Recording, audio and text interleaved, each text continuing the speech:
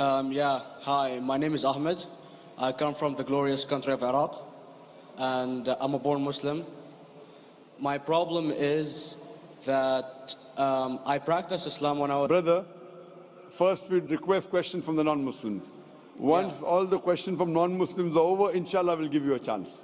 Yeah, but I'm telling you my problem only. Okay. But you said you're Ahmed and you're a born Muslim. I am born Muslim. But now are you a Muslim or not? I'm agnostic. Oh, so now you have left the religion of Islam. Yeah, I'm confused. Okay, fine. If you have left the religion of Islam, you can ask the question, brother. Okay. So my question is, how come I don't have the faith that you and the other Muslims have and some of my friends, even though I practiced Islam a lot and I even did Umrah, but I still do most of the sins that are forbidden in Islam, and I sometimes am lazy to do the prayer and the other subjects we have to do in Islam. I have read many books about other religions and conspiracy theories and documentaries and such. I even have seen your own videos on YouTube, and there are many questions that go around my head about Allah and the Messenger and Muslims in general. And basically the most important question is, you said in one of your debates or questions that Allah is the creator and He's uncreated. But I have realized, how can the uncreated exist? And if He exists, how can we notice Him? How can we see Him or hear Him or feel Him or know of His existence if He's uncreated in our own dimension or so? That's one of the questions. Brother Ahmed said that he is a born Muslim. He comes from Iraq. He read the Quran, he read the books, but he commits many sins. He believes maybe sometimes he's agnostic and he's lazy for praying. Brother, before I answer your main question, if you do sins and if you're lazy for praying, that does not make you a non-Muslim. As long as you believe that praying is fard, sometimes you miss, it's a sin. It's a major sin that you sometimes don't pray, but that doesn't make you a non-Muslim. If you say praying is not required, then you're doing kufr. But if sometimes you do sin, sometimes minor sin, sometimes major sin, it is haram, it's forbidden, but that does not throw you outside the fold of Islam. There are sometimes waswasa of the shaitan asking you, you're a Muslim, but this is wrong in Islam, this is wrong. And it does deviate the person's mind. At that time, maybe your iman may be low. But these things should not make you consider that you're non-Muslim. Regarding a question that I mentioned in my speech, and you're right, that Almighty God is the creator, but He Himself is uncreated. You ask the question, how can the uncreated, how can we see the uncreated, and how it's possible? Allah subhanahu wa ta'ala is Khaliq, is the creator. And by definition, He's uncreated. Because normally people say that when they try and prove in logic that everything has a creator, who created this table, the carpenter, from where he got, from the tree, who created the tree, so it goes back to Allah. So when many of the people try to convince an atheist, they try and say that everything has a creator, and then they get trapped when the atheist asks him who created Allah. So if you hear my tapes, I never go that way. I ask the atheist that how did you come to know about the universe? How did you come to know about the functioning of the stars, of the sun?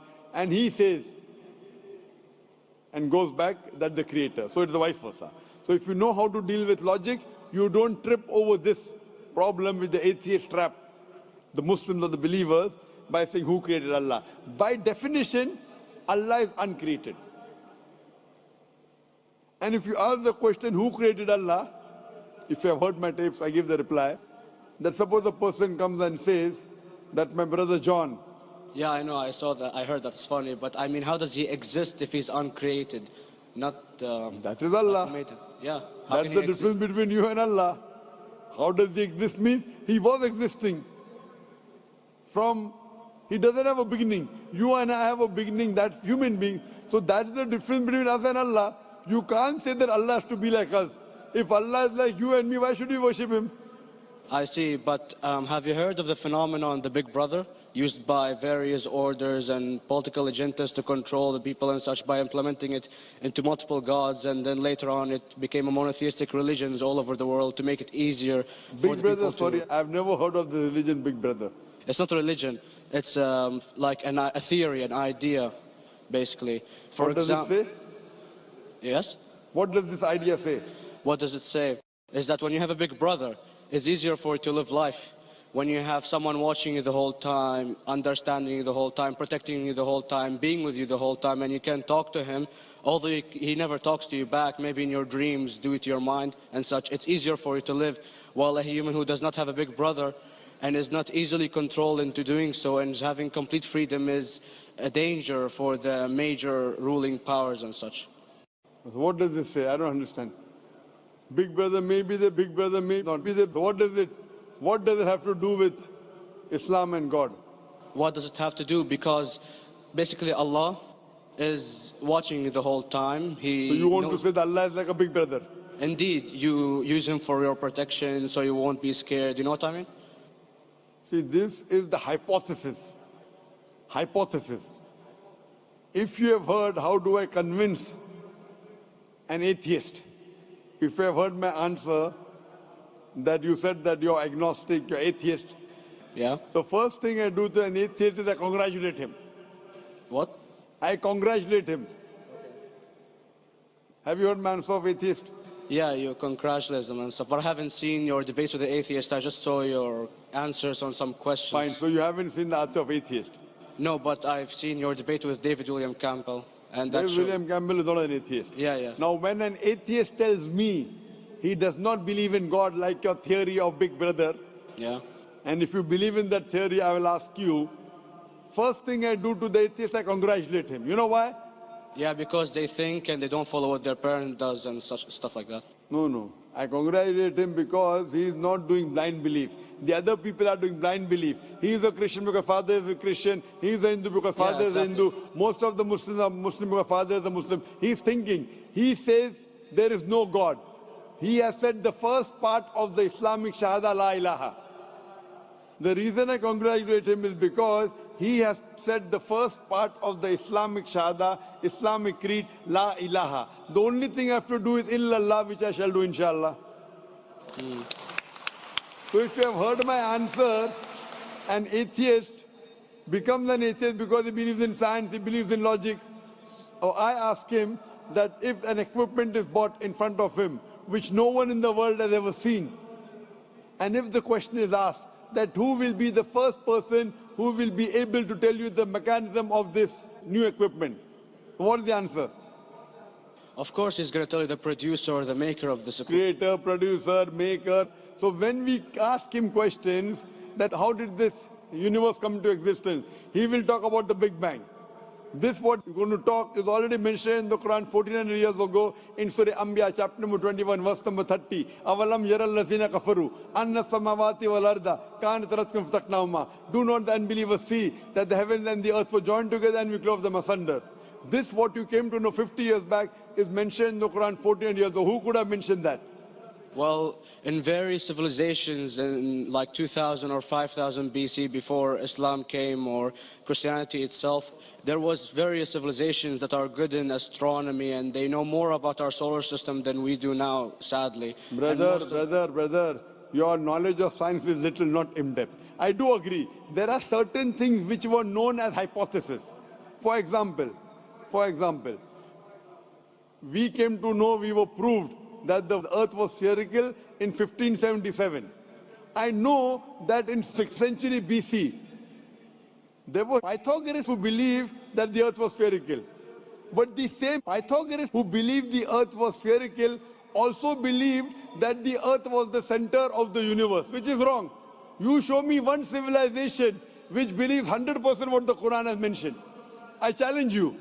What you say, so do you mean to say there was a person who said, okay, this civilization, out of 100 things, these 2 things are right. Out of 100 things, these 5 things are right. Out of this 100, and picked and chose. Who can do that? No one besides the Creator. Even if you know that there were 10 different civilizations, hundreds of civilizations, there is not a single civilization that you know in the past which knew 100% of science what we know today. So where is your logic? Where is your theory? I do know that certain things are hypotheses, which were proved later on. But there is not a single civilization which knows everything what is mentioned in the Quran. So the answer goes back to the original question, who could have collected this in the Quran? Someone 1400 years back, could he do and say, okay, out of these 100 things, these 3 are right, out of these 100 things, these 2 are right, out of this, it's not possible. Mathematically, it's not possible. Well, you never gave the idea of extraterrestrials or so. I mean, knowledge is power. And brother, I'm asking you a simple question. We are not come here to have a debate. yeah. I'm asking you a question. Point out a single civilization. You're asking something else. Yeah, we are not here to discuss. You can come in the room and discuss. You ask a question, I'm giving you the answer. You gave about old civilization. I told you you're right. But out of 100 things, 98 they were wrong. So I'm asking you, who could have mentioned this in the Quran? You're talking something else now. Yeah, well, I'm asking a simple question, 2 plus 2 equals how much? You are saying, I'm telling you 3 multiplied by 3 is how much? I'm asking a name, you're telling that where do you live? Yeah, I'm asking a simple question, name me a single civilization which has everything what was mentioned in the Quran. Do you know of any or not? Yes or no? Well, not everything, of course. Even not 10%. Why? Babylon knows of most of the planets and such. Planet is not the only thing mentioned in the Quran. There are 1,000 things mentioned in the Quran. To say what 1,000 things are mentioned in the Quran, 10% would be equal to 100 things. Did Babylonian civilization knew about 100 things mentioned in the Quran? No, because they don't have the They knew 5 or 6 things. In percentage wise, very small. So, of course. Who can be the author of the Quran besides the creator to know what is right, what is wrong? Today science has established the hypothesis mentioned by Babylonian so many centuries back is today proven. So these were hypotheses in the past, which out of them many have been rejected, some have been accepted. So to collect all which is 100% correct has to be from the creator and no one else. Hope that answers the